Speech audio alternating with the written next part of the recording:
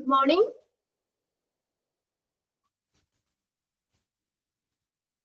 Okay. നമ്മളെ human resource management എന്ന് പറഞ്ഞ ചാപ്റ്റർ ആണല്ലേ നമ്മൾ പഠിച്ചുകൊണ്ടിരുന്നത്. കഴിഞ്ഞ ദിവസമൊക്കെ എടുത്തതൊക്കെ വായിച്ചു നോക്കിയായിരുന്നോ? എളുപ്പമുള്ള ചാപ്റ്റർ അല്ലേ? ഇത്തിരി ലെങ്തി ആണെന്നുള്ളൂ. ചാപ്റ്ററിലുള്ള കണ്ടന്റ് കാര്യങ്ങളൊക്കെ നമുക്ക് ഈസിയാണ്, എളുപ്പമായിട്ട് മനസ്സിലാവുന്ന കാര്യങ്ങൾ തന്നെയാണ് കേട്ടോ. ഓക്കെ, ഇപ്പൊ നമ്മുടെ കഴിഞ്ഞ ക്ലാസ്സിൽ ഏതാണ് ഡെഫിനിഷൻസ് അല്ലേ നമ്മൾ പറഞ്ഞത് അല്ലേ? ഡെഫിനിഷൻസ്. ഓക്കെ. പേഴ്സണൽ മാനേജ്മെന്റിന് കൊടുത്തിട്ടുള്ള ഡെഫിനിഷൻസ് ആണ് നമ്മൾ പറഞ്ഞത്. ജനറൽ ആയിട്ടുള്ള ഒരു ഡെഫിനിഷനും പിന്നെ നമ്മൾ രണ്ട് വ്യക്തികള് നമ്മൾ കൊടുത്തത് അല്ലെ? എഡ്വിൻ ഫ്ലിപ്പോ പേഴ്സണൽ മാനേജ്മെന്റിന് കൊടുത്ത ഡെഫിനിഷനും പിന്നെ നെക്സ്റ്റ് രണ്ടാമത്തെയാണ് സ്റ്റീഫൻ ഡാൻ കൊടുത്ത ഡെഫിനിഷനും ആണ് നമ്മൾ കഴിഞ്ഞ ക്ലാസ്സിൽ നോക്കിയത് അല്ലെ? ഇനി നെക്സ്റ്റ് നോക്കി, characteristics and qualities of A personal manager. ഇത് കുറച്ച് പോയിന്റ്സ് ആയിട്ടാണ് തന്നേക്കണേ. അപ്പൊ നിങ്ങൾ ഇതൊന്ന് വായിച്ച് മനസ്സിലാക്കി വെച്ചാൽ മതി. എല്ലാ പോയിന്റ്സും ബൈഹാർട്ട് ചെയ്യേണ്ട. പോയിന്റ്സ് വായിച്ചു വെച്ചിട്ട് പേഴ്സണൽ മാനേജറിന്റെ ക്വാളിറ്റീസില് അല്ലെങ്കിൽ അവർക്ക് വേണ്ട ക്വാളിറ്റി അല്ലെങ്കിൽ ക്യാരക്ടറിസ്റ്റിക്സിൽ ഇൻക്ലൂഡ് ചെയ്തത് ഏത് അല്ലെങ്കിൽ ഇൻക്ലൂഡ് ചെയ്യാത്തത് ഏത് എന്ന് ചോദിച്ചു കഴിഞ്ഞാൽ ഐഡന്റിഫൈ ചെയ്യാൻ പാകത്തിന് ഒന്ന് മനസ്സിലാക്കി വെക്കുക കേട്ടോ പോയിന്റ്സുകൾ. പേഴ്സണൽ മാനേജർ എന്ന് പറഞ്ഞ ആരാണ്? പേഴ്സണൽ മാനേജർ, പേഴ്സണൽ സ്പെല്ലിംഗ് ശ്രദ്ധിക്കുക കേട്ടോ. PRSONNEL. പേഴ്സണൽ എന്ന് പറഞ്ഞ ആരാണ്? തൊഴിലാളികൾ, എംപ്ലോയീസ് അല്ലെ, അല്ലെങ്കിൽ സ്റ്റാഫ്, അവരുടെ മാനേജർ. പേഴ്സണൽ മാനേജർ, തൊഴിലാളികളുടെ manager.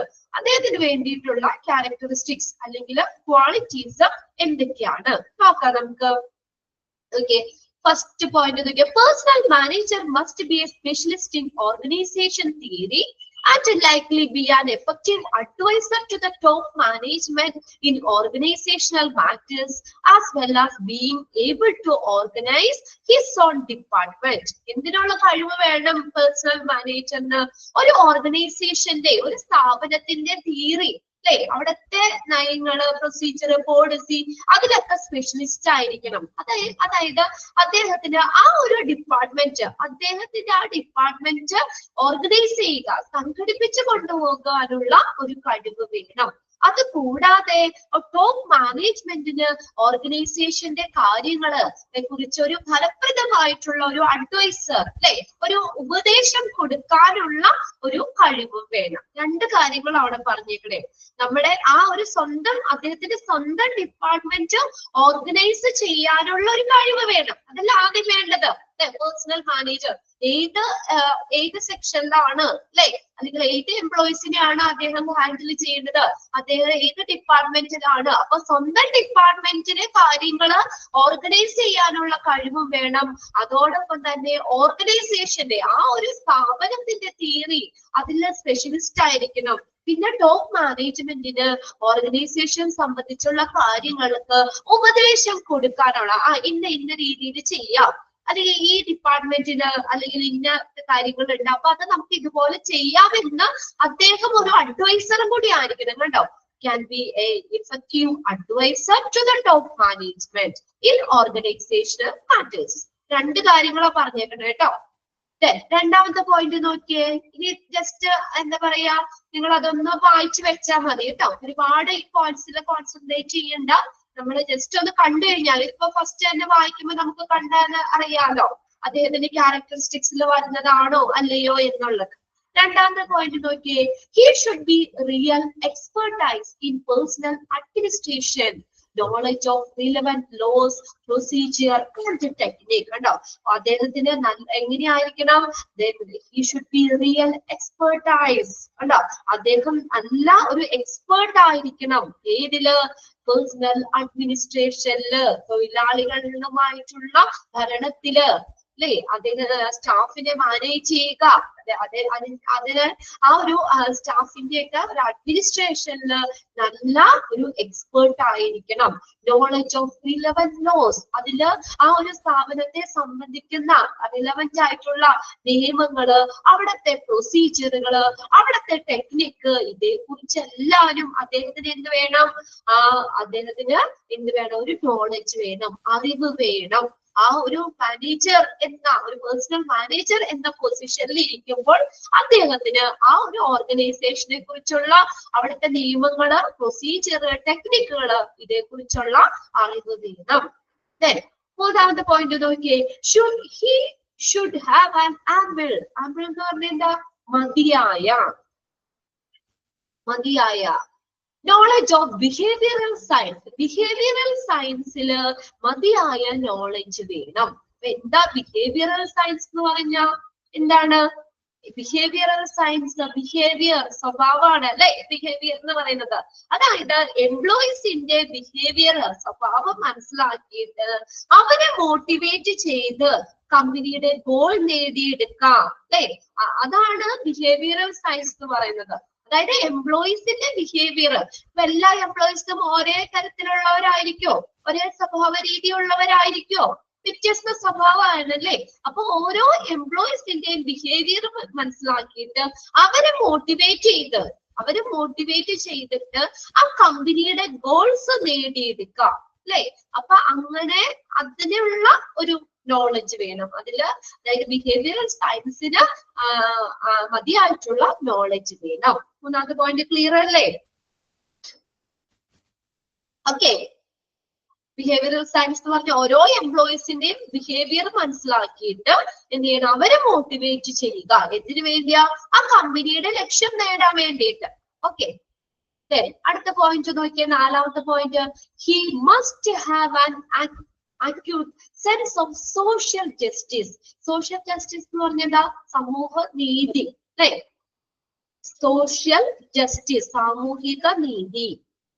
And be fully appreciative of the rights and the interest of the men and the women at work, as well as of the economic necessities of the management. എന്തുള്ള കഴിവ് വേണം അദ്ദേഹത്തിന്? Social justice അല്ലെ, സാമൂഹിക നീതിയെ കുറിച്ചുള്ള ഒരു തീവ്രമായ knowledge വേണം, അല്ലെങ്കിൽ സെൻസ് വേണം. അക്യൂട്ട് സെൻസ് ഉണ്ടോ? He must have an acute sense. എന്തിനെ കുറിച്ച്? Of social justice. സോഷ്യൽ ജസ്റ്റിസിനെ, സാമൂഹിക നീതിയെ കുറിച്ചുള്ള ഒരു തീവ്രമായ ഒരു ബോധം ഉണ്ടായിരിക്കണം. പിന്നെ അടുത്ത നോക്കിയേ, and be fully appreciative of the rights and the interest of the men and women at work. ജോലി സ്ഥലത്തെ ആ ആളുകൾ, മെന്നായാലും വിമൻ ആയാലും ആളുകളുടെ ആ അവകാശങ്ങള്, റൈറ്റ്സ് എന്ന് വെച്ചാൽ അവകാശങ്ങള്, അവരുടെ താല്പര്യങ്ങള് ഇതൊക്കെ എന്ത് ചെയ്യുക? അതിനൊരു വിലമതിക്കുക അല്ലെ, വിലമതിക്കുകയും ആൻഡ് അതിന്റെ ഒപ്പം തന്നെ എന്താ? As well as of the economic necessities of the management. കണ്ടോ? മാനേജ്മെന്റിന്റെ സാമ്പത്തിക ആവശ്യങ്ങളെ കുറിച്ച് അല്ലെ, അതിനും എന്താ ചെയ്യാ? അതിനും ഒരു വിലമതിക്കുകയും വേണം, അല്ലെങ്കിൽ അതും കൂടി ഉൾക്കൊള്ളണം. അപ്പൊ ജോലി സ്ഥലത്ത് എംപ്ലോയീസിന്റെ, അത് മെന്നായാലും വിമനായാലും അവർക്കുടെ താല്പര്യങ്ങള്, അവർക്കുടെ അവകാശങ്ങള് അതിനെ മാനിക്കണം. മനസ്സിലായില്ലേ? എംപ്ലോയീസിന്റെ കാര്യങ്ങൾക്ക് തന്നെ പരിഗണന കൊടുക്കണം. അവർക്കുടെ താല്പര്യങ്ങളോ അവകാശങ്ങളോ അതിനെ മാനിക്കുകയും അതുപോലെ തന്നെ ആ മാനേജ്മെന്റിന്റെ സാമ്പത്തികമായിട്ടുള്ള കാര്യങ്ങള് അല്ലെ, അതിനെ ഒരു വിലമതിക്കുകയും വേണം. അപ്പൊ അതിനനുസരിച്ച് വേണം ചെയ്യാനായിട്ട്. നെക്സ്റ്റ് പോയിന്റ് നോക്കിയേ, he should be capable of creative thinking. എന്തിനുള്ള കഴിവ് വേണം? ക്രിയേറ്റീവ് തിങ്കിങ്, സർഗാത്മകമായി ചിന്തിക്കാനുള്ള കഴിവ് അല്ലെ. ക്രിയേറ്റീവ് തിങ്കിങ് എന്താണ്? ക്രിയേറ്റീവ് തിങ്കിങ് എന്ന് പറഞ്ഞാൽ പെട്ടെന്നൊരു സൊല്യൂഷൻ കണ്ടുപിടിക്കാനായിട്ട് അല്ലെ, യുണീക് ഒറിജിനൽ സൊല്യൂഷൻ അല്ലെ, പെട്ടെന്ന് ക്രിയേറ്റീവായിട്ട് ചിന്തിക്കുക അല്ലെ. കേട്ടിട്ടില്ല വേർഡ് ക്രിയേറ്റീവ് തിങ്കിങ്? കേട്ടിട്ടില്ലേ? He should be capable of creative thinking. എന്തിനുള്ള കഴിവ് വേണം? ഒരു ക്രിയേറ്റീവ് ആയിട്ട് ചിന്തിക്കാനുള്ള ഒരു കഴിവ് വേണം. He should have a knowledge in problem solving technique. അടുത്തത് നോക്കിയേ, എന്തിനുള്ള കഴിവ് വേണം? എന്തെങ്കിലും പ്രശ്നങ്ങളൊക്കെ ഉണ്ടാവുകയാണെങ്കിൽ പെട്ടെന്ന് അതിനെ സോൾവ് ചെയ്യാനുള്ള, അതിന് വേണ്ടിയിട്ടുള്ള പ്രോബ്ലം സോൾവിങ് ടെക്നിക്, അതിനെ കുറിച്ചുള്ള നോളജ് വേണം. മനസ്സിലാവുന്നില്ലേ പോയിന്റ്സുകള്? ചെറിയ ചെറിയ പോയിന്റ്സ് അല്ലേ, വായിച്ചാൽ മനസ്സിലാവില്ലേ? പേഴ്സണൽ മാനേജറിന് വേണ്ട ക്യാരക്ടറിസ്റ്റിക്സ്, അല്ലെങ്കിൽ അദ്ദേഹത്തിന് വേണ്ട ക്വാളിറ്റീസ്. എന്ത് വേണം? Problem solving. കണ്ടോ, പ്രോബ്ലം സോൾവിങ് ടെക്നിക്. എന്തെങ്കിലും പ്രശ്നം ഉണ്ടായ അവിടെ എന്ത് ടെക്നിക്ക് നമുക്ക് ഉപയോഗിക്കാം, അല്ലെങ്കിൽ ആ പ്രശ്നത്തെ നമുക്ക് എങ്ങനെ നേരിടാം, അല്ലെ, അതേക്കുറിച്ചുള്ള ഒരു നോളജ് വേണം. Okay, he should be capable of leadership. എന്തിനുള്ള കഴിവ് വേണം? ലീഡർഷിപ്പ്, നേതൃത്വം, അല്ലെ, എല്ലാത്തിന്റെയും ഒരു ഹെഡായിട്ട് അല്ലെങ്കിൽ എല്ലാത്തിനെയും ഒരു നേതൃത്വം വഹിക്കാനുള്ള കഴിവ് വേണം. He should be capable of leadership. Leadership എന്ന് പറഞ്ഞാൽ നേതൃത്വം. He should be, next point നോക്കിയേ, he should be of a friendly. എങ്ങനെയായിരിക്കണം? ഫ്രണ്ട്ലി ആയിരിക്കണം. എംപ്ലോയീസിനോടൊക്കെ നല്ല ഫ്രണ്ട്ലി ആയിട്ട് പെരുമാറണം. ടാക്ട്ഫുൾ, നയപരമായിട്ട്. ആൻഡ് അപ്രോച്ചബിൾ നേച്ചർ, എപ്പോഴും സമീപിക്കാവുന്ന ഒരു നേച്ചർ ആയിരിക്കണം. ഇപ്പൊ നമ്മുടെ മാനേജർ നമ്മുടെ ആവശ്യങ്ങളെ കാര്യങ്ങളെ മാനിക്കോ, അല്ലെങ്കിൽ നമുക്കൊരു ഇമ്പോർട്ടൻസ് കൊടുക്കോ, ഒക്കെ നമ്മൾ കെയർ ചെയ്യുകയൊക്കെ ചെയ്യുമ്പോൾ നമുക്ക് എന്ത് ആവശ്യങ്ങളും ഉണ്ടെങ്കിലും ഉടനടി അദ്ദേഹത്തെ ഒരു അപ്രോച്ച് ചെയ്യാനുള്ള ഒരു ഇത് വരൂല്ലേ, അല്ലേ? ഒരു സൊല്യൂഷൻ നമുക്ക് കിട്ടുവാണ്, നമുക്ക് എന്തെങ്കിലും പ്രശ്നങ്ങൾ ഉണ്ടാവുകയാണ്, പെട്ടെന്ന് നമുക്ക് അങ്ങനെ ആ ഒരു മെന്റാലിറ്റി വേണം, അല്ലെങ്കിൽ ആ ഒരു ക്വാളിറ്റി അദ്ദേഹത്തിന് വേണം. ഓക്കെ, കിട്ടിയോ? Friendly, tactful and approachable nature. Clear ആയോ പോയിന്റ്? Okay, next. എനിക്ക് സോറി കേട്ടോ, ഇടയ്ക്കൊരു ചുമയുണ്ട്, ചെറിയ കോൾഡ് ഉണ്ട്, ചെറിയൊരു പനിയൊക്കെ ആയിരുന്നു, കുറഞ്ഞിട്ടുണ്ട്. പിന്നെ നിങ്ങളുടെ ക്ലാസ് മിസ് ചെയ്യാൻ പറ്റുമല്ലോ, അതുകൊണ്ടാണ് ഇടയ്ക്കൊരു ചുമയുണ്ടാവും. ഓക്കെ, നോക്കിയേ, നെക്സ്റ്റ് നോക്കിയേ. He should have a initiative and a decision making ability. എന്താ പറഞ്ഞേക്കണേ? He should have a initiative and decision making ability. എന്ത് വേണം? ഇനിഷ്യേറ്റീവ്. ഇനിഷ്യേറ്റീവ് എന്ന് വെച്ചാൽ മുൻകൈ എടുക്കാൻ. ഇപ്പൊ എന്തെങ്കിലും ഒരു കാര്യങ്ങൾ വരികയാണ്, പെട്ടെന്ന് അതിന് മുൻകൈ എടുക്കാനായിട്ട്, ഇനിഷ്യേറ്റീവ് ആയിട്ട്, അല്ലെ, പെട്ടെന്ന് അതിന് എന്താ പറയാ, നമുക്ക് പെട്ടെന്ന് അതിനൊരു ഇതെടുക്കാനായിട്ട്, മുൻകൈ എടുക്കാനായിട്ടില്ലേ, മലയാളം കേട്ടോ. ഇനിഷ്യേറ്റീവ് എന്ന് പറഞ്ഞാൽ അതിൽ ഇനിഷ്യേറ്റീവ് ആണ്, അതിൽ മുൻകൈ എടുക്കാനും ഡിസിഷൻ മേക്കിംഗ്, അതിന് ഒരു തീരുമാനം എടുക്കാനുമുള്ള എബിലിറ്റി വേണം. Initiative and decision making ability. Next നോക്കിയേ, she should be able to generate trust among his colleagues. Colleagues എന്ന് പറഞ്ഞ ആരാണ്? കോവർക്കേഴ്സ്, സഹപ്രവർത്തകർ, അല്ലെ? സഹപ്രവർത്തകർക്കിടയിൽ എന്ത് വേണം? ഒരു വിശ്വാസം, ട്രസ്റ്റ്. കണ്ടോ, വിശ്വാസം ജനിപ്പിക്കാൻ അവർക്ക് കഴിയണം. നമുക്ക് ആ ഒരു മാനേജറിനോട് നല്ലൊരു വിശ്വാസം ഉണ്ടാക്കാൻ കഴിയണം. ഉണ്ടോ? ഇപ്പൊ നമ്മൾ പറഞ്ഞില്ല ആദ്യം തന്നെ, എല്ലാവരും ഒരു ഗുഡ് മാനേജർ ആവണമെന്നില്ല, അല്ലെ? മാനേജർ എന്ന് പറഞ്ഞ ഒരു പോസ്റ്റ് കിട്ടിയത് കൊണ്ട് മാത്രം മാനേജർ ആവണമെന്നില്ല, അവരുടെ പ്രവൃത്തിയും അങ്ങനെയായിരിക്കണം, അല്ലേ? പറഞ്ഞില്ല ആദ്യത്തെ ആ ഒരു പേജില്, ഒരു മാനേജർ എന്ന് പറഞ്ഞു കഴിഞ്ഞാല് പേഴ്സണൽ മാനേജറിന് ഈ പറയുന്ന ക്യാരക്ടറിസ്റ്റിക്സ് ഒക്കെ ഉണ്ടാവണം എന്നാ പറഞ്ഞേക്കണേ. അപ്പൊ എന്താ? സ്വന്തം അവരുടെ കൊളീജേഴ്സ് ഓർ കോവർക്കേഴ്സ്, അവർക്കിടെ ഇടയില്, സഹപ്രവർത്തകരുടെ ഇടയില് നല്ലൊരു വിശ്വാസം, അല്ലെ, വിശ്വാസം ജനിപ്പിക്കാനായിട്ട് അവർക്ക് കഴിയണം. നെക്സ്റ്റ് നോക്കിയേ, he should be ready to cooperate with the subordinate in the times of difficulty. അടുത്ത എന്താണ് പറഞ്ഞേക്കണേ? ഇനി എന്തെങ്കിലും ബുദ്ധിമുട്ടുള്ള സമയങ്ങളില് അവരുടെ സബോർഡിനേറ്റ്സ് ആയിട്ട്, അല്ലെ, അവരുടെ സബോർഡിനേറ്റ്സ്, കീഴുദ്യോഗസ്ഥരുമായിട്ട് സഹകരിക്കാൻ തയ്യാറായിരിക്കണം. അവരുടെ സബോർഡിനേറ്റ്സുമായിട്ട് സഹകരിക്കാൻ തയ്യാറായിരിക്കണം. ക്ലിയർ ആയോ? Ready to cooperate. കോപ്പറേറ്റ് ചെയ്യാന്ന് വെച്ചാൽ എന്താ? സഹകരിക്കുക. സഹകരിക്കാൻ തയ്യാറായിരിക്കണം. ആരുമായിട്ട്? With the subordinates. സബോർഡിനേറ്റ്സ് എന്ന് പറഞ്ഞാൽ കീഴുദ്യോഗസ്ഥര്. കീഴുദ്യോഗസ്ഥരുമായിട്ട് സഹകരിക്കാൻ തയ്യാറായിരിക്കണം. ഇത് എപ്പോഴാണ്? In times of difficulty. എന്തെങ്കിലും ബുദ്ധിമുട്ട് കാര്യങ്ങൾ വരുമ്പോൾ. ക്ലിയർ ആയോ? ലാസ്റ്റ് ഒരു പോയിന്റ് കൂടി പറഞ്ഞിട്ടുണ്ട്. നോക്കിയേ, he should be prompt enough to give them the feedback in their handling of personal matters. കണ്ടോ, പേഴ്സണൽ മാറ്റേഴ്സ്, തൊഴിലാളികളുടെ സംബന്ധിക്കുന്ന കാര്യങ്ങൾ, അത് കൈകാര്യമൊക്കെ ചെയ്യുമ്പോൾ നമുക്ക് എന്താണ് ആവശ്യമായിട്ടുള്ള ഒരു ഫീഡ്ബാക്ക്, അതിന് അയാള് ഉടനടി തയ്യാറായിരിക്കണം. ആ സെന്റൻസ് മൊത്തം നോക്കി, ഒറ്റ സെന്റൻസ് ആയിട്ട് പറഞ്ഞേക്കണേ. Okay, whenever necessary in the interest of functioning of the organization and established personal policy for the organization. അതായത് ഒരു ഓർഗനൈസേഷന്റെ ഫങ്ഷനിങ്ങിന്, പ്രവർത്തനത്തിന്, ഒരു ഓർഗനൈസേഷന്റെ അല്ലെങ്കിൽ ഒരു സ്ഥാപനത്തിന്റെ പ്രവർത്തനത്തിനും അവർക്കുടെ പേഴ്സണൽ ആയിട്ടുള്ള വ്യക്തിഗത നയങ്ങൾക്കും വേണ്ടിയിട്ട് പേഴ്സണൽ പോളിസീസ്, ആ തൊഴിലാളികളുടെ ആ ഒരു വ്യക്തിപരമായിട്ടുള്ള അല്ലെങ്കിൽ തൊഴിലാളികളുടെ നയങ്ങളും പോളിസീസ്, അതിന് വേണ്ടിയിട്ട് അവർക്കുടെ ആ ഒരു തൊഴിൽപരമായിട്ടുള്ള കാര്യങ്ങൾ കൈകാര്യം ചെയ്യുമ്പോൾ ആവശ്യത്തിനുള്ള ഫീഡ്ബാക്കുകള് നൽകാൻ അദ്ദേഹം ഉടനടി തയ്യാറായിരിക്കണം. ആ ഒരു സെന്റൻസ് നിങ്ങൾ ആദ്യത്തെ ആ ഒരു ചെറിയൊരു ഇത് മാത്രം അണ്ടർലൈൻ ചെയ്തിട്ടാൽ മതി കേട്ടോ. അത് വലിയ അത്രയും വരച്ചു വാരി നോക്കണ്ട. He should be prompt enough to give the feedback in their handling personal matters. അത്ര അണ്ടർലൈൻ ചെയ്താൽ മതിയാണ്. ഓക്കെ, പേഴ്സണൽ മാറ്റേഴ്സ് കൈകാര്യം ചെയ്യുമ്പോൾ ഫീഡ്ബാക്കുകൾ കൊടുക്കാൻ അദ്ദേഹം ഉടനടി തയ്യാറായിരിക്കണം. ക്ലിയർ ആയോ പോയിന്റ്സുകള്? ഓക്കെ അല്ലേ? ഇനി അതൊന്ന് ജസ്റ്റ് വായിച്ചു കഴിഞ്ഞാൽ എല്ലാം നമുക്ക് അറിയാൻ പറ്റണ്ട അല്ലെ? അതിന്റെ പേഴ്സണൽ മാനേജറിന്റെ ക്യാരക്ടറിസ്റ്റിക്സിൽ ഇൻക്ലൂഡ് ചെയ്യുന്നത് ഏത്, അല്ലെങ്കിൽ ഇൻക്ലൂഡ് ചെയ്യാത്തത് ഏത്, ക്വാളിറ്റീസിൽ വരുന്നത് ഏത്. ഇനി അതുകൊണ്ട് ഞാൻ ഇത് വീണ്ടും റിപ്പീറ്റ് ചെയ്ത് പറയുന്നില്ല കേട്ടോ. ഇതിപ്പോ എന്തായാലും ആ ഒരു രണ്ട് രീതിയിലാണ് നമുക്ക് അവിടുത്തെ ക്വസ്റ്റ്യൻ പ്രതീക്ഷിക്കാൻ പറ്റുള്ളൂ. അപ്പൊ അതുകൊണ്ട് എന്താണ്, നിങ്ങൾ ആ പോയിന്റ്സുകൾ ഒന്ന് വായിച്ച് വെക്കുക. അല്ലെങ്കിൽ ഓക്കെ, ക്ലിയർ അല്ലേ? ക്വാളിറ്റീസിൽ ഇൻക്ലൂഡ് ചെയ്യുന്നത് അല്ലെങ്കിൽ ഇൻക്ലൂഡ് ചെയ്യാത്തത്, ആ രണ്ട് രീതിയിൽ ചോദിക്കുള്ളൂ. അപ്പൊ ആ പോയിന്റ്സുകൾ ഒന്നുകൂടി ഒന്ന് വായിച്ച് വെക്കാം. ഇനി ഇത് നോക്കി, ഇത് ഇമ്പോർട്ടന്റ് ആണ്, എല്ലാവരും ഇമ്പോർട്ടന്റ് വെച്ചോ.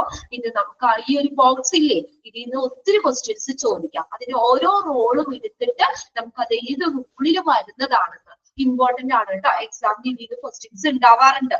എന്തായാലും ഒരു ക്വസ്റ്റ്യൻ എന്തായാലും നമുക്ക് ഇതിൽ പ്രതീക്ഷിക്കാം കേട്ടോ. Okay, role of personal manager.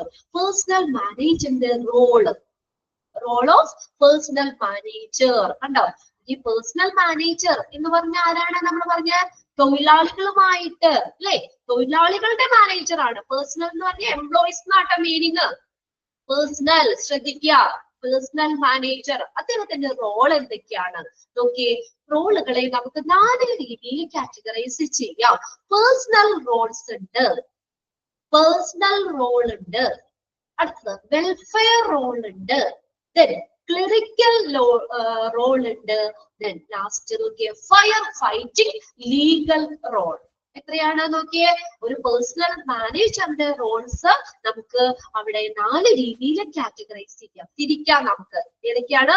Personal role, welfare role, clerical role, fire fighting legal role. Clear ആയില്ലേ? ഇനി ഓരോന്ന് നമുക്ക് ഡീറ്റെയിൽ നോക്കാം. പേഴ്സണൽ റോള് അതെന്താ? ഒരു എംപ്ലോയീസുമായിട്ട് അല്ലെ, തൊഴിലാളികളുമായിട്ട് നേരിട്ട് ബന്ധം വരുന്നതാണ് പേഴ്സണൽ റോൾ എന്ന് പറയുന്നത്. ക്ലിയർ ആയോ? അപ്പൊ ഇതിനകത്ത് എങ്ങനെ ചോദിക്കാം? അവിടെ പേഴ്സണൽ റോളില് ഇൻക്ലൂഡ് ചെയ്യുന്നത് ഏത് അല്ലെ, പേഴ്സണൽ റോളില് ഇൻക്ലൂഡ് ചെയ്യുന്നത് ഏത് എന്ന് ചോദിക്കാം. അപ്പൊ അതിനകത്ത് 4 എണ്ണം കൊടുത്തേണ്ട് കേട്ടോ പേഴ്സണൽ റോളിൽ വരുന്നത്. അപ്പൊ പേഴ്സണൽ റോൾ എന്ന് പറയുമ്പോ തന്നെ എന്താണ്? തൊഴിലാളികളുമായിട്ട് നേരിട്ട് ബന്ധം വരുന്നതാണ് പേഴ്സണൽ റോൾ എന്ന് പറയുന്നത്. നോക്കിയേ, ഫസ്റ്റത്തേതാ? Advisory, advising management on effective use of human resources. ഒരു ഓർഗനൈസേഷന്റെ ഹ്യൂമൻ റിസോഴ്സിനെ അല്ലെങ്കിൽ മാൻ പവറിനെ അല്ലെങ്കിൽ അവിടുത്തെ സ്റ്റാഫിനെ ഒക്കെ എങ്ങനെ ഫലപ്രദമായി മാനേജ് ചെയ്യാമെന്ന് ടോപ്പ് മാനേജ്മെന്റിനെ അറിയിക്കുക. അടോ അഡ്വൈസറി, ഒരു ഉപദേശക ബോർഡായിട്ട് അല്ലെങ്കിൽ ഒരു ഉപദേശം കൊടുക്കാം ആർക്ക്? ടോപ്പ് മാനേജ്മെന്റിന്. ഇതിനെ കുറിച്ച് ഹ്യൂമൻ റിസോഴ്സിനെ എങ്ങനെ ഫലപ്രദമായി ഉപയോഗിക്കാം. അത് ഡയറക്റ്റ് ബന്ധം വരുന്നതല്ലേ എംപ്ലോയീസുമായിട്ട് അല്ലേ, നേരിട്ട് ബന്ധം വരുന്ന അതാണത്. അതായത് എംപ്ലോയീസിനെ എങ്ങനെ നമുക്ക് ഫലപ്രദമായി ഉപയോഗിക്കാമെന്ന് ടോപ്പ് മാനേജ്മെന്റിന് ഉപദേശിക്കുക. മനസ്സിലായോ? അല്ലെങ്കിൽ അത് ടോപ്പ് മാനേജ്മെന്റിനെ അറിയിക്കേണ്ട റോളാണ്. ഇപ്പൊ നമ്മൾ കുറച്ച് വേക്കൻസി ഉണ്ട്, അപ്പൊ നമുക്ക് ഈ പേഴ്സണൽ മാനേജറിന് പറഞ്ഞു കൊടുക്കാം അല്ലെ, ഇവിടെ നമുക്ക് ഇത്രയും എംപ്ലോയീസിന് ഈ ഒരു സെക്ഷനിലേക്ക് നമുക്ക് കൊടുക്കാം അല്ലെ. അത് അപ്പൊ അങ്ങനെ മാനേജ്മെന്റിനെ അറിയിക്കേണ്ടത് കേട്ടോ.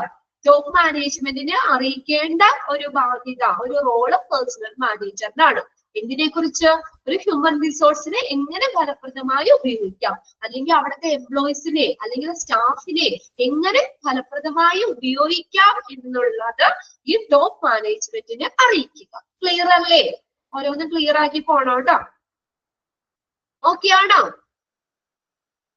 അഡ്വൈസിങ് മാനേജ്മെന്റ് അത്രയൊന്ന് നോട്ട് ചെയ്തിട്ടാലും മതി. അഡ്വൈസിങ് മാനേജ്മെന്റ്, മാനേജ്മെന്റിനെ അഡ്വൈസ് ചെയ്യുക. എന്തിന്? On effective use of human resource. Clear ആണോ? ക്ലിയർ ആണോ? ഒന്ന് വേഗം വേഗം ഒന്ന് തമ്മിടോ, അപ്പൊ നമ്മുടെ ക്ലാസ് വേഗം അങ്ങ് ഇതാവുമല്ലോ. പറഞ്ഞല്ലോ, അതാണ് ഞാൻ മുൻകൂറായിട്ട് പറഞ്ഞത്. എനിക്ക് നല്ല ഫോൾട്ട് ഉണ്ട്. ഇതിന്റെ സൗണ്ടിന് ഒരു ചെറിയ അടപ്പില്ലേ? നിങ്ങൾക്ക് തോന്നുന്നുണ്ടോ? ആർക്കെങ്കിലും സൗണ്ടിന് ഒരു ചെറിയൊരു ഇതുപോലെ ഉണ്ടോ? ഭയങ്കര തൊണ്ടവേദനയായിരുന്നു. ഉണ്ടല്ലേ? മൂക്കൊക്കെ അടഞ്ഞിരിക്കുകയാണ്. അത് ഫോൾട്ടാണ്. അപ്പൊ പെട്ടെന്ന് ഒന്ന് റെസ്പോണ്ട് ചെയ്തേക്കണേ കേട്ടോ. നോക്കിയേ, അടുത്ത രണ്ടാമത്തെ പോയിന്റ് നോക്കിയേ. Man power planning, recruitment, selection. അതായത് റിക്രൂട്ട്മെന്റ് നടത്തി അല്ലെങ്കിൽ സെലക്ഷനിലൂടെയൊക്കെ മാൻ പവറിനെ ആസൂത്രണം ചെയ്യുക. കണ്ടോ? മാൻ പവർ പ്ലാൻ ചെയ്യുക. മാൻ പവർ എന്ന് വെച്ചാൽ പേഴ്സണൽസ്, എംപ്ലോയീസ് അല്ലെ, അല്ലെങ്കിൽ ഹ്യൂമൻ റിസോഴ്സ്, അതിനെ ആസൂത്രണം ചെയ്യുക. എങ്ങനെയാ? എഴുതി കൂടിയാ? സെലക്ഷൻ നടത്തി, റിക്രൂട്ട്മെന്റ് നടത്തി. റിക്രൂട്ട്മെന്റ് എന്ന് പറഞ്ഞാൽ എന്താ? നിയമനം. നിങ്ങൾക്ക് അവിടെ പഠിക്കാൻ കേട്ടോ. ഇനി അടുത്ത കുറച്ച് 2-3 പേജുകൾ കഴിഞ്ഞാൽ റിക്രൂട്ട്മെന്റ് ഡീറ്റെയിൽ പഠിക്കാണ്ട്. അപ്പൊ നമുക്ക് കൂടുതൽ നോക്കാം. ഇപ്പൊ എന്താ വേർഡിന്റെ മീനിങ്? എന്താ? നിയമനം എന്നാട്ടോ. റിക്രൂട്ട്മെന്റ്, സെലക്ഷൻ ഒക്കെ നടത്തി മാൻ പവർ പ്ലാൻ ചെയ്യുക. ക്ലിയർ ആണല്ലോ? അടുത്ത നോക്കിയേ, എല്ലാം പേഴ്സണലുമായിട്ട് നേരിട്ട് ബന്ധം വരുന്നതാണ്.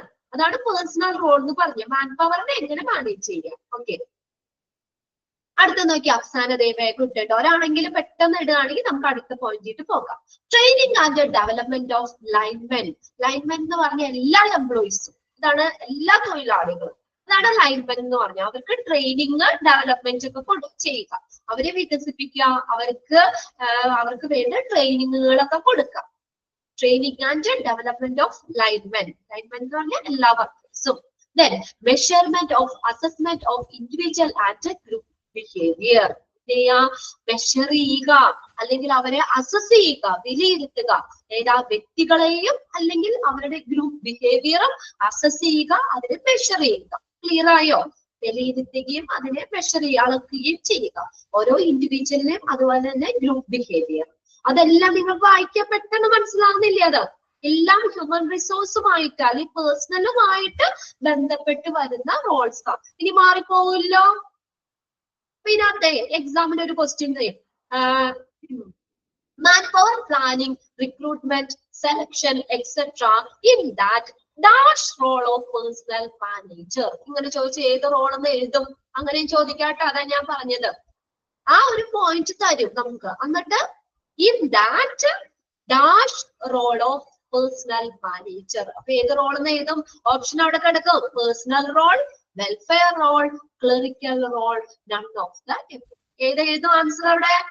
അങ്ങനെ ഓരോന്നും തന്നിട്ട് ഏത് റോളാന്ന് ഐഡന്റിഫൈ ചെയ്യാൻ പറ്റുണ്ടോ? അഞ്ജന, ദീപ്തി, ഗിഫ്റ്റി, അഞ്ജു, കുറച്ച് ഋതു, ഓക്കെ അല്ലേ? ഓക്കെ, ക്വസ്റ്റ്യൻ മനസ്സിലായല്ലോ ഇങ്ങനെ വരാന്നുള്ളത്. അടുത്ത് നോക്കിയേ, വെൽഫെയർ റോൾ. അപ്പൊ വെൽഫെയർ റോളിൽ ഇൻക്ലൂഡ് ചെയ്യേണ്ടത് ഏതെന്ന് ചോദിക്കാം. അതിനൊരു പോയിന്റ് എടുത്ത് തന്നിട്ട് നിങ്ങളോട് ചോദിക്കാം. ഇൻ ദാറ്റ്, ആ പോയിന്റ് തന്നെയാണ് നമുക്ക്. അതിനകത്ത് in that dash role of personnel manager. അത് ഏത് റോളാണ്? പേഴ്സണൽ മാനേജറിന്റെ ഏത് റോളാണ് അത് എന്ന് ചോദിച്ചാലും എഴുതാൻ തയ്യാറായിരിക്കും. അടുത്ത നോക്കിയേ, വെൽഫെയർ റോൾ എന്ന് പറഞ്ഞാൽ ക്ഷേമം അല്ലെ? വെൽഫെയർ റോള് നോക്കിയേ, research in personal and organisational problem. Sorry, research ആണ് കേട്ടോ. Research in personal and organisation problems. കണ്ടോ?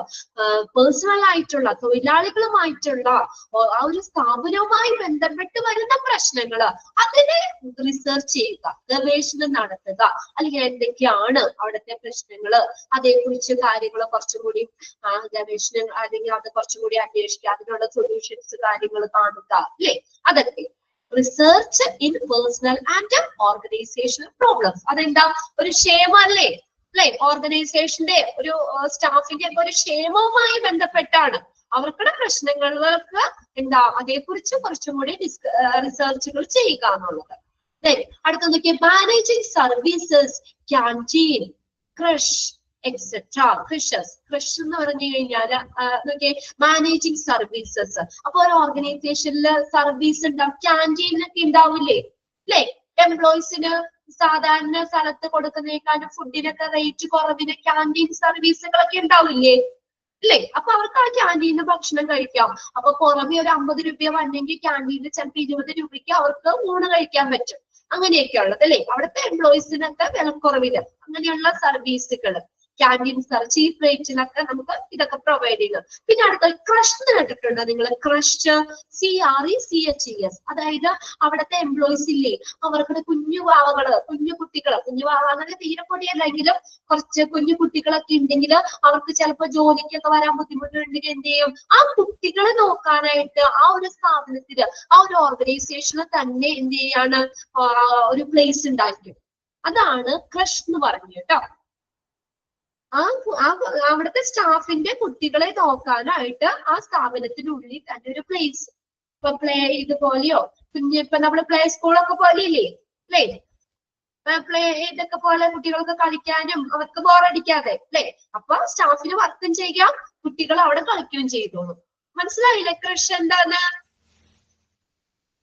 ഓക്കെ, ഇനി അടുത്തത്. അപ്പൊ അത് രണ്ടും ഇതിൽ വരുന്ന വെൽഫെയർ, അതും പേഴ്സണൽസിന്റെ ക്ഷേമപരമായ കാര്യമല്ലേ? അത് വലിയ കാര്യമല്ലേ? അപ്പൊ അവർക്കൊരു ജോലി കളയണ്ട, അവർക്ക് രാവിലെ പോകുമ്പോ കുട്ടികളെ കൊണ്ട് പോകാം, അവർക്ക് ഓഫീസിൽ ജോലിയും ചെയ്യാം, കുട്ടികൾ അവിടെ തന്നെ കളിച്ചോളും അല്ലെ? അതിന് പ്രത്യേകം പ്ലേസ് ഉണ്ട് കുട്ടികൾക്ക്. അടുത്ത നോക്കിയേ group dynamics, group counselling, motivation, leadership, communication etcetera.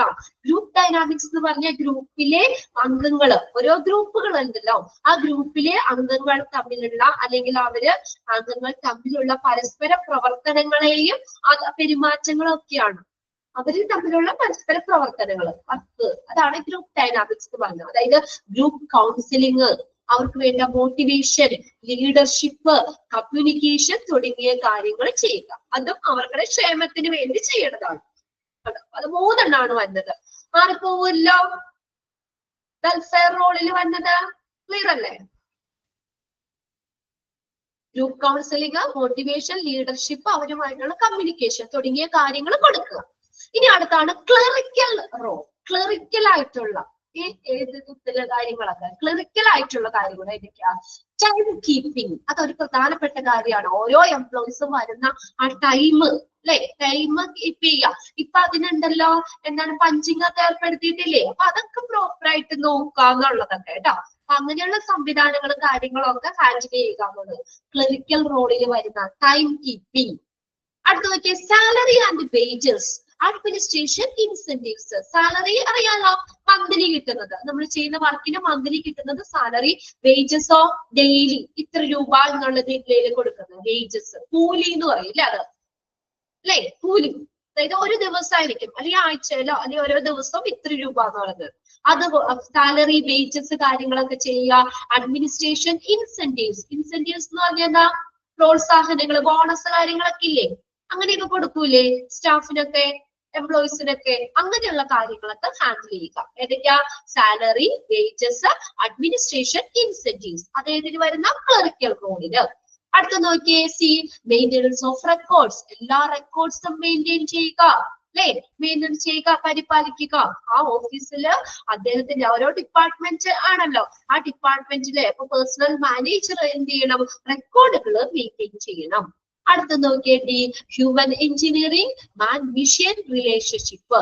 അതായത് എന്താ പറഞ്ഞേക്കുന്നതെന്ന് അറിയോ? ഈ മിഷൻസ് ഇപ്പൊ നമ്മുടെ വർക്കിന്റെ ഭാഗമായിട്ട് എന്താ പറയാ മിഷൻസ് ഉണ്ടാവുമല്ലോ. ഇപ്പൊ നമ്മുടെ ക്ലാസ് സ്മൂത്ത് ആയിട്ട് പോകണമെങ്കിൽ അവിടെ ഒരു വീഡിയോ എന്ന് പറഞ്ഞാൽ കമ്പ്യൂട്ടർ ആണ് അല്ലെ? അപ്പൊ അങ്ങനെ ഞാനിപ്പോ ക്ലാസ് എടുക്കാൻ വരികയാണ്, ഇപ്പൊ കമ്പ്യൂട്ടറിൽ എന്തെങ്കിലും പ്രശ്നങ്ങൾ വരികയാണെങ്കിൽ എനിക്ക് ഈ ഓർഗനൈസേഷൻ, ഈ ഒരു സ്ഥാപനത്തിൽ നിന്ന് അത് ശരിയാക്കി തരണം, എന്നാലല്ലേ എനിക്ക് ജോലി ചെയ്യാൻ പറ്റുള്ളൂ അല്ലേ? അതാണ് മാൻ മിഷൻ റിലേഷൻഷിപ്പ് എന്ന് പറയുന്നത്. അതായത് മിഷൻസ് കൈകാര്യം ചെയ്യുമ്പോൾ എന്തെങ്കിലും പ്രശ്നങ്ങളൊക്കെ ഉണ്ടെങ്കിൽ അത് ഉടനെ തന്നെ ക്ലിയർ ചെയ്ത് കൊടുക്കുക. ക്ലിയർ ആയില്ലേ? അല്ലേ? അത് വേഗം ശരിയാക്കി കൊടുത്താൽ അവർക്ക് ജോലി ചെയ്യാൻ പറ്റുള്ളൂ. അപ്പൊ അതൊക്കെ ചെയ്യുക. അതെല്ലാം ക്ലറിക്കൽ റോളില് വരുന്ന. ഇനി പറയണോ അതൊന്നുകൂടി 4 നോക്കിയല്ലേ?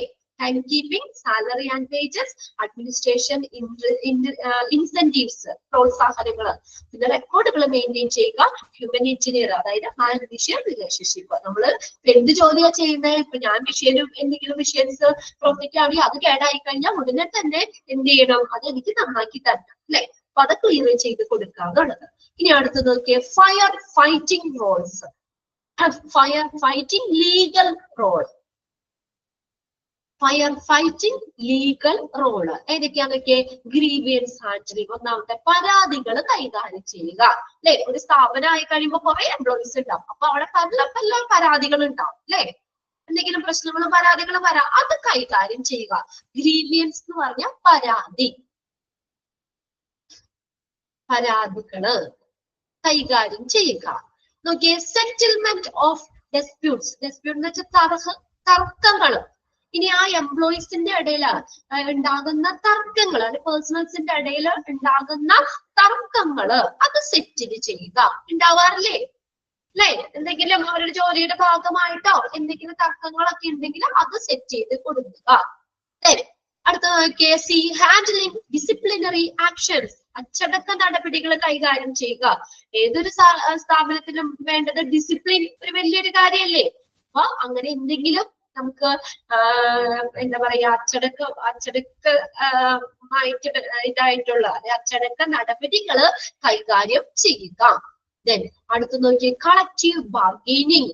കളക്റ്റീവ് ബാർഗെയിനിങ് എന്ന് വെച്ചാൽ പ്രശ്ന പരിഹാരങ്ങൾ, ഇപ്പൊ സാലറിയുമായി ബന്ധപ്പെട്ടുള്ള എന്തെങ്കിലും പ്രശ്ന പരിഹാരങ്ങളൊക്കെ നടത്തുക. Collective bargaining. കളക്റ്റീവ് ബാർഗെയിനിങ് അതായത് ഇപ്പൊ കൂട്ടായ വിലപേശൽ, വിലപേശൽ, അതായത് എന്താ പറയാ, എന്തെങ്കിലും പ്രശ്നങ്ങൾ സാലറിയുമായിട്ട് ബന്ധപ്പെട്ട് ഉള്ള പ്രശ്നങ്ങളൊക്കെ അതിനുള്ള പരിഹാരങ്ങൾ ചെയ്യുക. ഇപ്പൊ സാലറിയിൽ എന്തെങ്കിലും ഇപ്പൊ നമുക്ക് വരുമ്പോ എമൗണ്ട് വല്ല കുറഞ്ഞു പോയോ, അല്ലെങ്കിൽ ഇപ്പൊ ഇതുപോലെ സാലറി മന്ത്ലി ഇത് നോക്കുമ്പോൾ എന്തെങ്കിലും കട്ട് ചെയ്തിട്ടുള്ള വല്ല വ്യത്യാസമോ, ചിലപ്പോ സാലറി കട്ട് ഉണ്ടാവില്ലേ മിക്ക സ്ഥാപനങ്ങളിലും. ചിലപ്പോ ഓഫീസ് അനുവദിക്കുന്ന ചിലപ്പോ ആഴ്ചയിൽ 3 or 4 ലീവ് ഉണ്ടാവും. അത് കൂടാതെ എക്സ്ട്രാ ലീവ് നമ്മൾ എടുക്കുകയാണെങ്കിൽ ചിലപ്പോ സാലറി കട്ട് ഉണ്ടാവും. ചിലപ്പോ 2 ദിവസമേ ലീവ് എടുത്തിട്ടുണ്ടാവുള്ളൂ, ചിലപ്പോ 4 ദിവസത്തെ ലീവ് അങ്ങനെ കട്ട് ചെയ്ത് കഴിഞ്ഞാൽ അങ്ങനെയൊക്കെ എന്തെങ്കിലും പ്രശ്നം ഉണ്ടാവാറില്ലേ? സാലറിയുമായി ബന്ധപ്പെട്ട് വരുന്ന പ്രശ്നങ്ങൾ, അതിനുള്ള പരിഹാരങ്ങൾ ചെയ്യുക. ക്ലിയർ അല്ലേ? ബോക്സ് ഇമ്പോർട്ടന്റ് ആണ് കേട്ടോ. ഓരോ റോളും കൃത്യമായിട്ട് അതിന് മനസ്സിലാക്കി വെക്കുക. അത് ഏത് റോളിൽ വരുന്നതാണെന്നും പിന്നെ ഓരോ റോൾസിലും ഇൻക്ലൂഡ് ചെയ്യുന്നത് ഏത്, ഇത് മാറ്റിത്തരായിരിക്കും. അപ്പൊ അങ്ങനെയും ചോദിക്കാം. ഓക്കെ അല്ലേ? അടുത്ത സെക്ഷനിലേക്ക് പോയിക്കോട്ടെ. വലിയൊരു ചാപ്റ്റർ ആണ് ഇത്. ഓക്കെ ആണ് അല്ലെ? അടുത്ത നോക്കിയാൽ major personnel management process in organisation.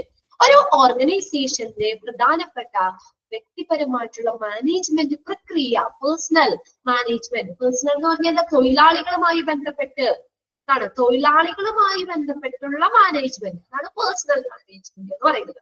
ആ പേഴ്സണൽ മാനേജ്മെന്റ് പ്രോസസ്സ് അതിന്റെ നമുക്ക് ഏതൊക്കെയാണ് ആ പ്രോസസ്സ് എന്നാ പറഞ്ഞേക്കുന്നത് കേട്ടോ. Major personnel management process in organisation. First നോക്കിയേ, ലീഡർഷിപ്പ് പ്രോസസ്. അതൊന്ന് അണ്ടർലൈൻ ചെയ്തോ കേട്ടോ. ലാസ്റ്റ് നമുക്ക് അപ്പൊ ഓരോന്നും നോക്കാം പെട്ടെന്ന്. ലീഡർഷിപ്പ് പ്രോസസ് ഒന്നാമത്തെ. Leadership process involves in personnel management പ്രോസസ്സിൽ വരുന്നതാണ് കേട്ടോ.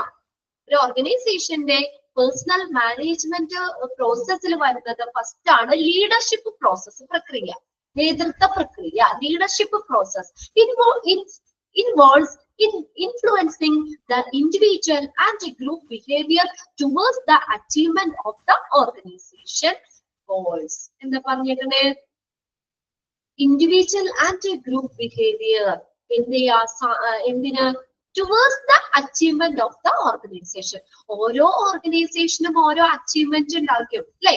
അതായത് ഒരു ഗോൾസ് ഉണ്ടായിരിക്കും, ലക്ഷ്യങ്ങൾ ഉണ്ടായിരിക്കും. ഗോൾ എന്ന് പറഞ്ഞ ലക്ഷ്യം. ഓരോ ഓർഗനൈസേഷനും എന്താ അതുമായിട്ട് റിലേറ്റ് ചെയ്ത ലക്ഷ്യങ്ങൾ ഉണ്ടായിരിക്കും. അത് അച്ചീവ് ചെയ്യാന്ന് വെച്ചാൽ എന്താ? നേടിയെടുക്കുക.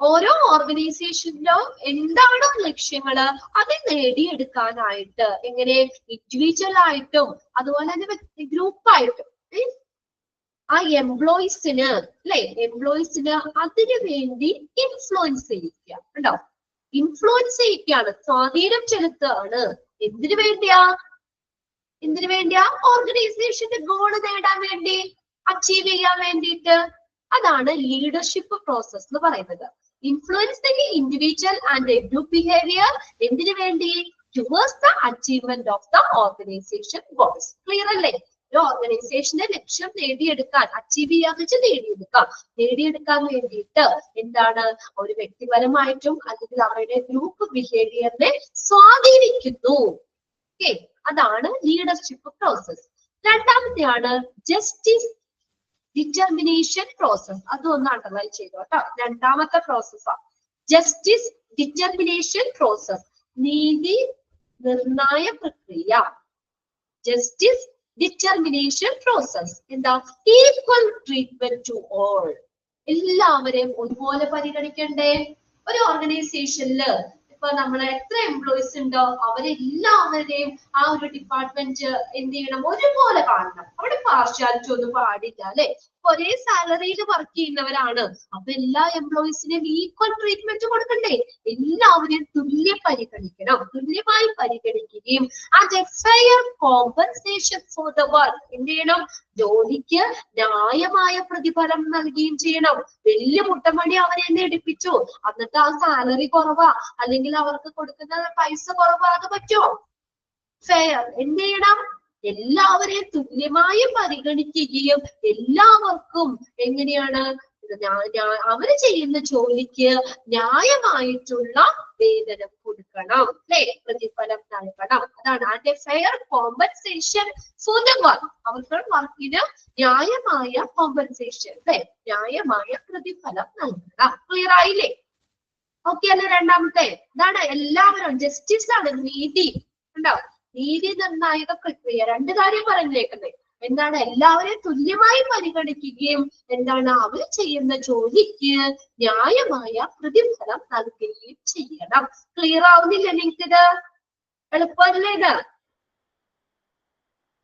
മനസ്സിലാവുന്ന ഇതല്ലേ അടുത്ത് നോക്കിയ 3 അവിടെ ഒന്ന് അണ്ടർലൈൻ ചെയ്തോട്ടോ അതാ ഞാൻ പറഞ്ഞു ഒരുമിച്ച് അവിടെ എഴുതിയേക്കണേ അപ്പൊ നിങ്ങൾ ഓരോ പ്രോസസ്സും അണ്ടർലൈൻ ചെയ്ത് പോവുകയാണെങ്കിൽ നമുക്ക് എളുപ്പം ഉണ്ടാവും ലാസ്റ്റ് ഒന്ന് പെട്ടെന്ന് നോക്കാൻ ടാസ്ക് സ്പെഷ്യലൈസേഷൻ പ്രോസസ് അത് മൂന്നാമത്തെ പ്രോസസ്സാണ് എന്താ consist in division of the total task to individual jobs എന്താ മൊത്തം ടാസ്കിലെ മൊത്തം വർക്കിനെ പല ഗ്രൂപ്പായിട്ട് എന്ത് ചെയ്യുക ഡിവൈഡ് ചെയ്ത് കൊടുക്കുക അതാണ് ഇപ്പൊ ഒരു ജോലി മുഴുവൻ ഒരാളുടെ തലയിൽ കെട്ടിയേൽപ്പിക്കുന്നതും അവിടെ ഒരു 5 പേരുണ്ട് എങ്കിൽ ആ 5 പേർക്കുമായിട്ട് തുല്യമായിട്ട് ഡിവൈഡ് ചെയ്ത് കൊടുക്കുകയാണെങ്കിൽ ഒരാൾക്ക് മാത്രം ബേർഡൻ ആവില്ലല്ലോ അല്ലേ അതാണ് അത് ടാസ്ക് സ്പെഷ്യലൈസേഷൻ ആ ടാസ്കിനെ പല സെക്ഷൻ ആയിട്ട് ഡിവൈഡ് ചെയ്ത് കൊടുക്കുക എന്നുള്ളത് consist in division of the total task into individual jobs ഓരോ വ്യക്തികൾക്കും അവർക്ക് എന്ത് ചെയ്യും ആ മൊത്തം ടാസ്കിനെ ഡിവൈഡ് ചെയ്ത് കൊടുക്കുക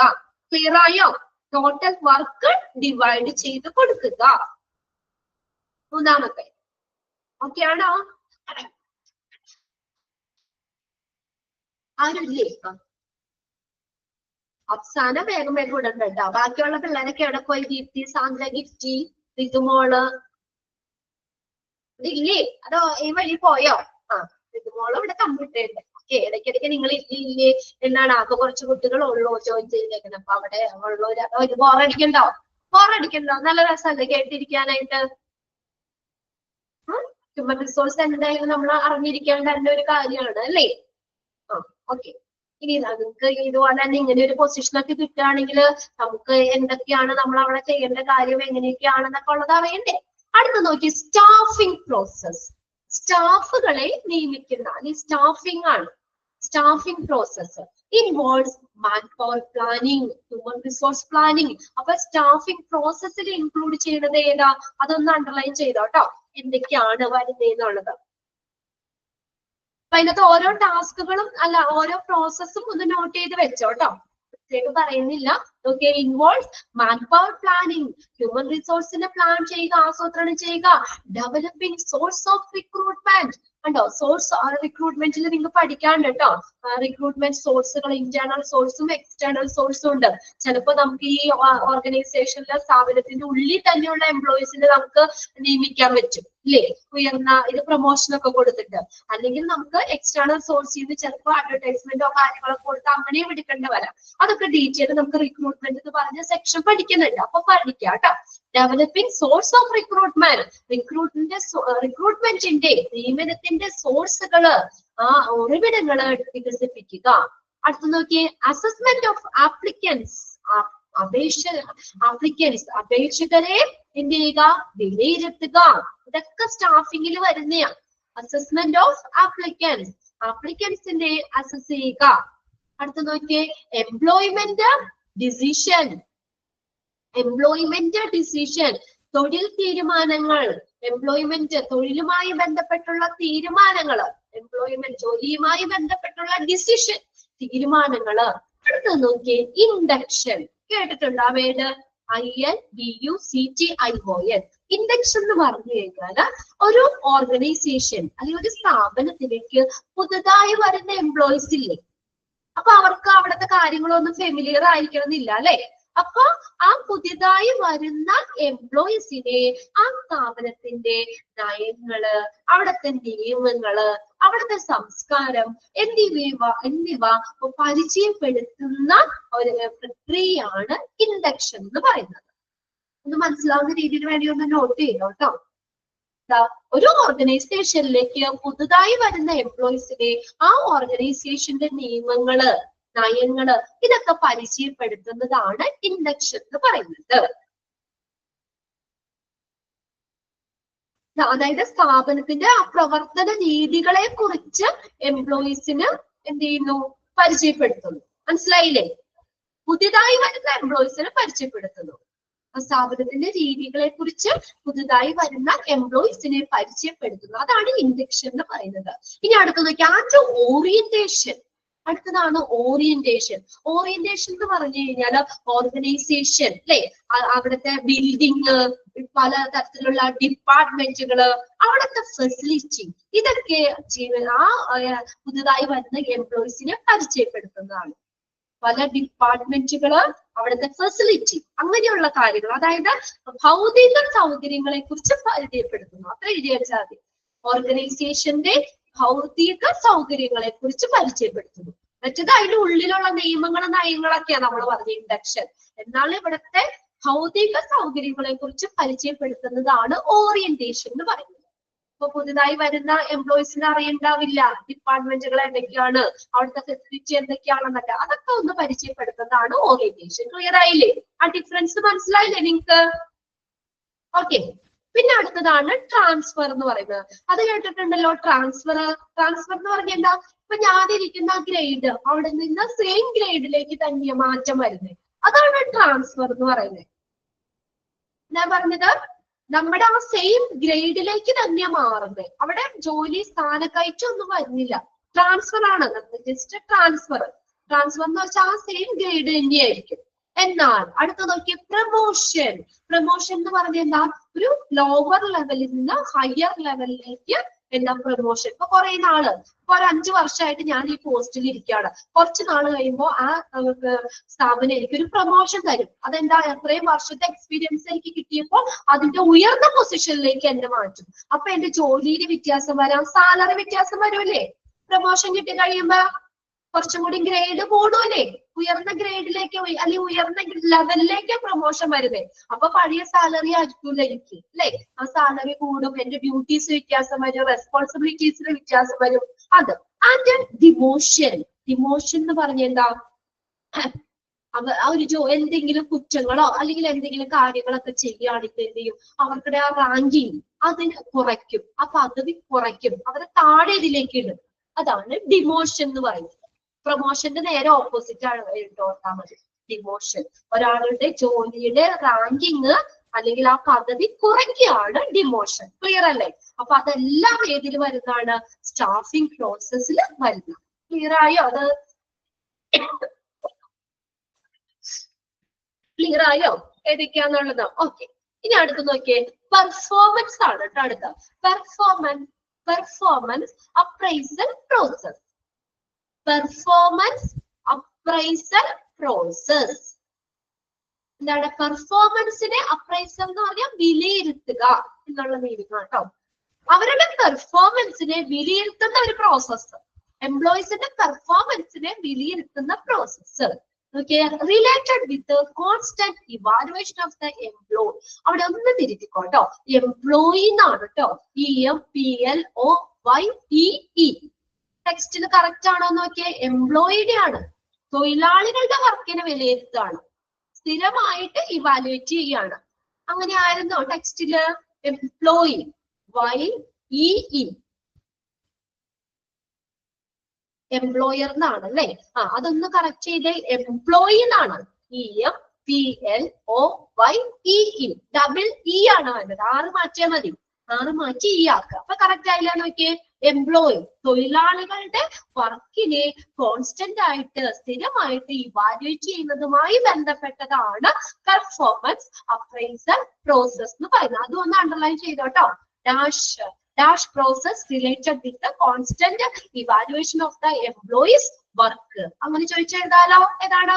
പെർഫോമൻസ് അപ്രൈസൽ പ്രോസസ് ആണ്. ഓക്കെ,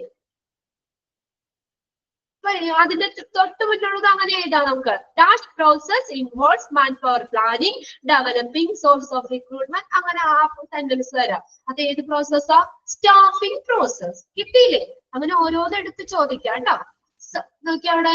അപ്പൊ എംപ്ലോയീസിന്റെ വർക്ക്, എംപ്ലോയീസ് ചെയ്യുന്ന ജോലിനെ തുടർച്ചയായിട്ട് എന്ത് ചെയ്യുന്നു? വിലയിരുത്തുന്നു. So that when necessary, promotion, pay raises, transfer, training, etc. may be given. അല്ലെ? അവർക്കുടെ ജോലി നോക്കിയിട്ടല്ലേ? അത് എന്തിനാവശ്യമാണ്? പ്രൊമോഷന് വേണ്ടേ? വേണ്ടേ? എംപ്ലോയീസിന്റെ നമ്മൾ നോക്കും, അവർക്കുടെ വർക്ക് എങ്ങനെയാണ്, അതിനെ കോൺസ്റ്റന്റ് ആയിട്ട് ഇവാലുവേറ്റ്. കൊള്ളാം, നല്ല വർക്ക് ചെയ്യുന്നുണ്ട്, അല്ലെങ്കിൽ നല്ല സൂപ്പറാണ്, ഉയർന്ന പൊസിഷനിലേക്ക് പോകാൻ യോഗ്യരാണ് എന്നുള്ളത് അവരെ നോക്കി അറിയാൻ പറ്റൂലേ? അതനുസരിച്ച് അത് എന്തിനു അത്യാവശ്യമാണ്? പ്രൊമോഷൻ ചെയ്യാൻ. പിന്നെ പേ റൈസസ് അല്ലെ? ശമ്പള വർധനവൊക്കെ കൊടുക്കാനായിട്ട്. പേ റൈസസ്, ശമ്പളം വേണമെങ്കിൽ കുറച്ചും കൂടി അവർക്ക് ഇൻക്രീസ് ചെയ്ത് കൊടുക്കാം അല്ലെ? സാലറിയിൽ ചെറിയ വ്യത്യാസം വരുത്താം അല്ലെ? നന്നായിട്ട് വർക്ക് ചെയ്യുന്നുണ്ട്, അവരെ കണ്ടിന്യൂസ് ആയിട്ട് ഇവാലുവേറ്റ് ചെയ്യുമ്പോ വർക്ക് നല്ല വർക്കാണ്, സൂപ്പറാണ് അല്ലെ? കമ്പനിക്ക് ലാഭമാണ്, ഇച്ചിരി 10 രൂപ കൂടി കൂടുതൽ കൊടുത്താലും നഷ്ടമൊന്നുമില്ല. അപ്പൊ എന്താ, ശമ്പളത്തിൽ കുറച്ച് ഇൻക്രിമെന്റ് വരുത്താം. അങ്ങനെ തരാറില്ലേ ഒരു ഓർഗനൈസേഷനിൽ നിൽക്കുമ്പോഴ് അല്ലെ? നമ്മുടെ ജോലിയൊക്കെ നോക്കിയിട്ട് നമ്മൾ നല്ല ഇതാണെങ്കിൽ കുറച്ചും കൂടി നമുക്കത് പറഞ്ഞ സാലറിനേക്കാളും കുറച്ചൊക്കെ കൂട്ടി തരും അല്ലെ? പിന്നെ അടുത്ത ട്രാൻസ്ഫർ ചെയ്യാൻ, ട്രാൻസ്ഫറിന് ട്രെയിനിങ്, ഇതൊക്കെ എന്താണ്? ഇത് അത്യാവശ്യമാണ്. Training etcetera may be given. ഇനിയിപ്പോ അതുപോലെ തന്നെ നമ്മൾ ഇങ്ങനെ ഇവാലുവേറ്റ് ചെയ്യുമ്പോൾ ബാക്കിലേക്ക് നിൽക്കുന്നവരാണെങ്കിൽ അവർക്ക് ട്രെയിനിങ് കൊടുക്കാം അല്ലെ? അവരെ കുറച്ചും കൂടി ഉയർത്തി കൊണ്ടുവരാനായിട്ട് വേണമെങ്കിൽ അവർക്ക് ട്രെയിനിങ്ങും കാര്യങ്ങളും കൊടുക്കാം. ക്ലിയർ അല്ലേ അത്? Performance appraisal process. അടുത്ത നോക്കിയേ, ട്രെയിനിങ് ആൻഡ് ഡെവലപ്മെന്റ് പ്രോസസ്. വീണ്ടും പറഞ്ഞിട്ടുണ്ട്, training and development process blend of many sub process which intended to correct the quality of the workers to the of the individual. എന്താണ്? അതായത് നമ്മുടെ ആ ഒരു എംപ്ലോയീസിന്റെ ആ വർക്കിന്റെ ഗുണനിലവാരം മെച്ചപ്പെടുത്താൻ ഉദ്ദേശിച്ചിട്ടുള്ളതാണ്. അതല്ലേ ട്രെയിനിങ് കൊടുക്കണേ? എന്തിനാ? അവർക്കുടെ വർക്ക് കുറച്ചും കൂടി ഇംപ്രൂവ് ചെയ്യാൻ വേണ്ടിയിട്ടല്ലേ? അല്ലേ? ആണോ ട്രെയിനിങ് കൊടുക്കണത്?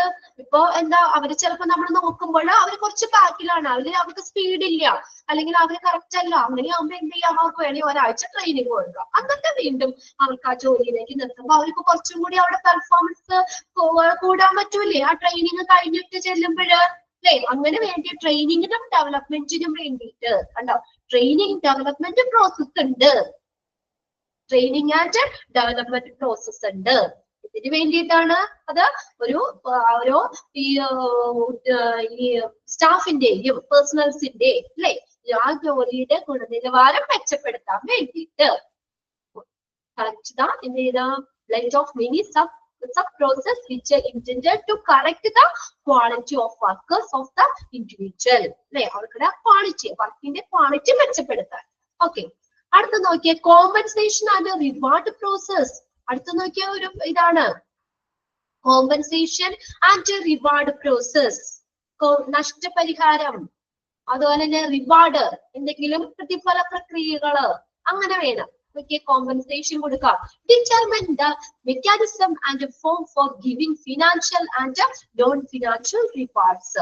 അപ്പൊ അവരെ നമ്മൾ ചെയ്യുമ്പോഴേ ജോലിയൊക്കെ നോക്കിയിട്ട് നമുക്ക് സാമ്പത്തികമായിട്ടും സാമ്പത്തികേതരമായിട്ടുള്ള പ്രതിഫലങ്ങൾ നൽകാം, അല്ലെ?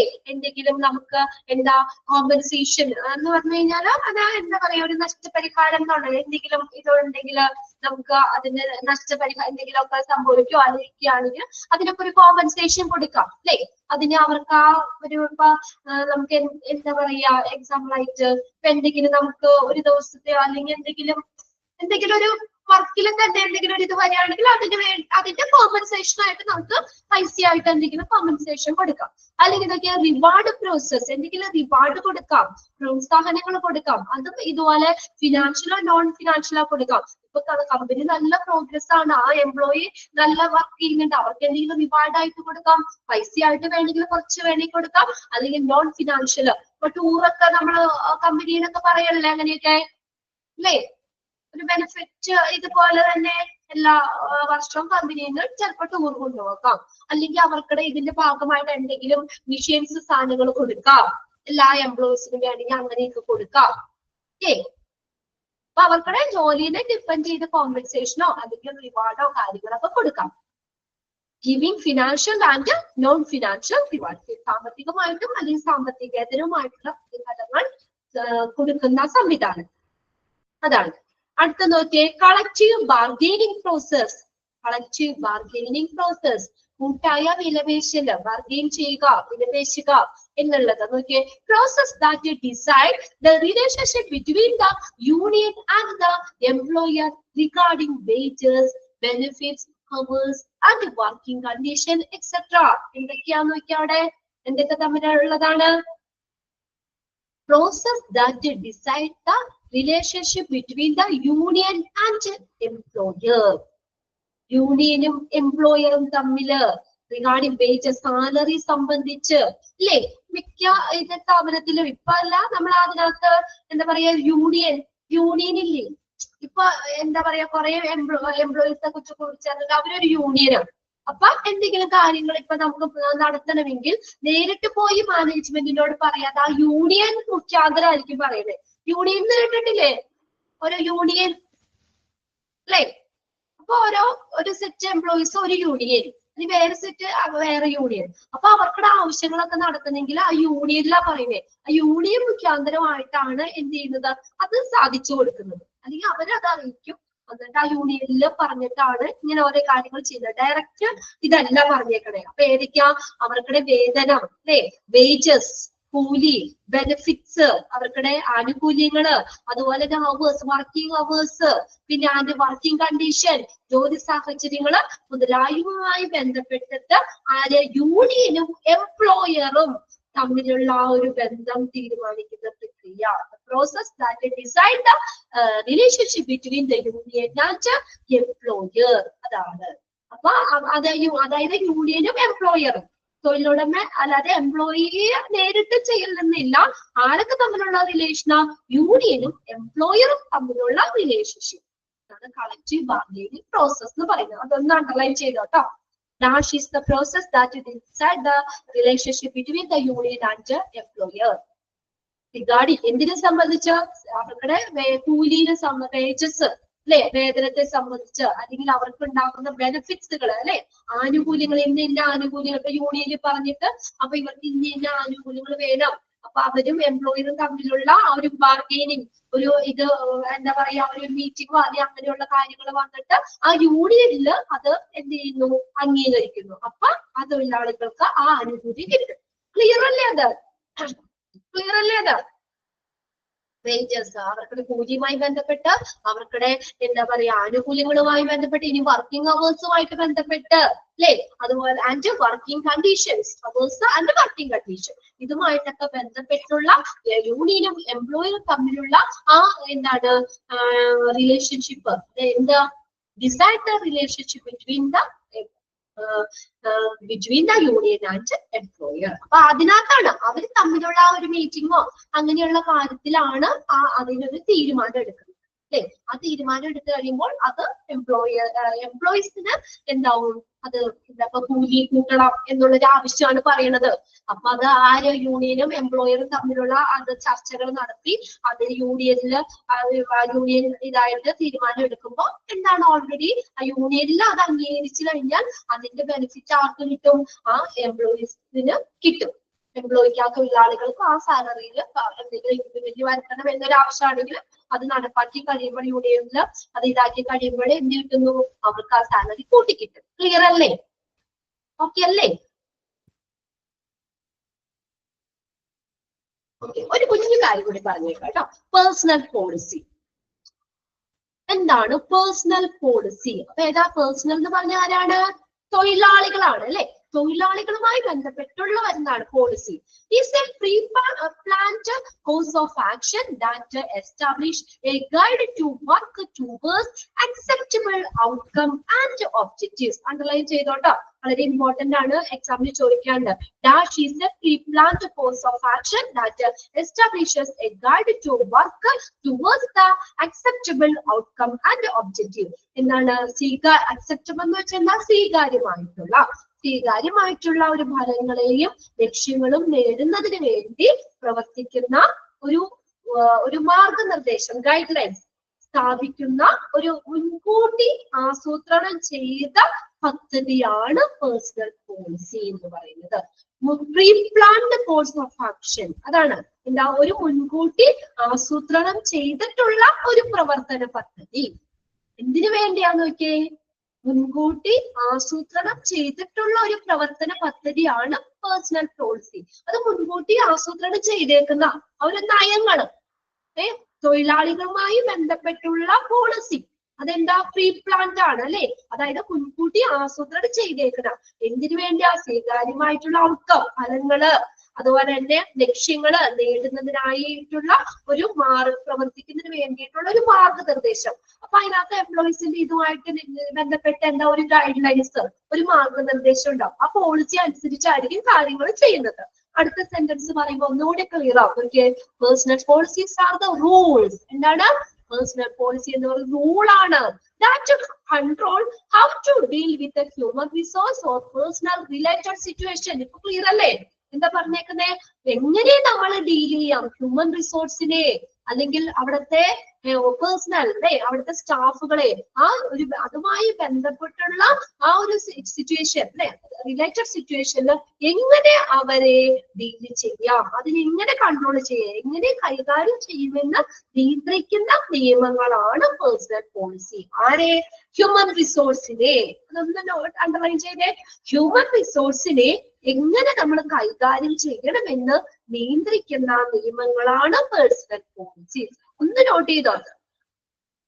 ഹ്യൂമൻ റിസോഴ്സിനെ അല്ലെങ്കിൽ പേഴ്സണൽസ് ആ സ്റ്റാഫിനെ എങ്ങനെ നമ്മൾ ഹാൻഡിൽ ചെയ്യണം, എങ്ങനെ കൈകാര്യം ചെയ്യണം എന്ന് നിയന്ത്രിക്കുന്ന കൺട്രോൾ ചെയ്യുന്ന നിയമങ്ങളാണ്. അപ്പൊ അതായത് ആ പോളിസി അനുസരിച്ച് നമുക്ക് ചെയ്യാൻ പറ്റുള്ളൂ. ആ ഒരു ഓർഗനൈസേഷനിൽ ഒരു തീരുമാനം എടുക്കുമ്പോൾ ആ പേഴ്സണൽ പോളിസി അതനുസരിച്ച് വേണം ചെയ്യാൻ പറ്റുള്ളൂ. അതാണ് കൺട്രോൾ ചെയ്യുന്നത് കേട്ടോ.